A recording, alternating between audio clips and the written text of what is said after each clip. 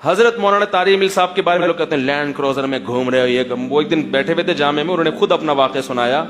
فرمایا میں 18 سال کی عمر، جس وقت انسان کے نا بڑے بڑے پلان ہوتے ہیں، اس وقت ہم اندرون سندھ کے دیہاتوں میں دھکے کھاتے تھے، کوئی ہماری بات،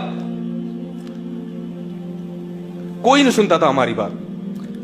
فرمایا کہ کئی سال دھکے کھا کھا کے لوگ کیا کرتے تھے کہ مسجدوں سے سامان اٹھا کے باہر پھینک دیتے. اور یہ تھے بڑے اونچے خاندان کے، میڈیکل کالج MBBS چھوڑ کر آئے ہیں، ایک جہاں ٹھاٹ باٹ دیکھے، زمیندار تھے، چودھری تھے وڈیروں، ان کے باپ دادا سارے علاقے کے چودھری. اتنے بڑے آدمی کے ساتھ جب یہ سلوک ہوگا، نہ گھر میں عزت، گھر میں بھی تانے کے مولوی بن گیا، مولوی بن رہا ہے، کسی کام کرنے. فرماتے تھے کہ ہم دھکے کھاتے تھے. تو ایک دن میں مایوس ہو کے میں نے اپنے ایک بزرگ سے کہا، میں نے کہا حضرت یہ کب تک ہم یہ دھکے کھاتے رہیں گے، کوئی نہیں سنتا.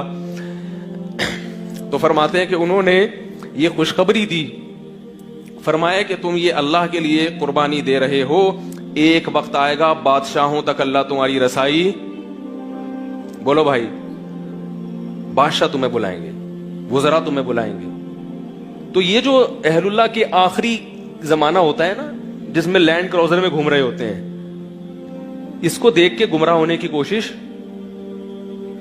اگر مولویوں کے اتنے مزے ہوتے ہیں تو اپنے بچوں کو مولوی کیوں نہیں بناتے ہیں بھائی؟ ہر آدمی چاہتے ہیں نا میرے بچے بہت مزے کریں، تو بناؤ نا اپنے بچوں کو مولوی. آپ کو پتا ہے مدرسے میں جا کے بیٹھ جائے گا، عجیب سا، نہ کوئی سرٹیفکیٹ، کوئی ایسا سرٹیفکیٹ جس کی بیس پہ کہیں جاب مل سکے.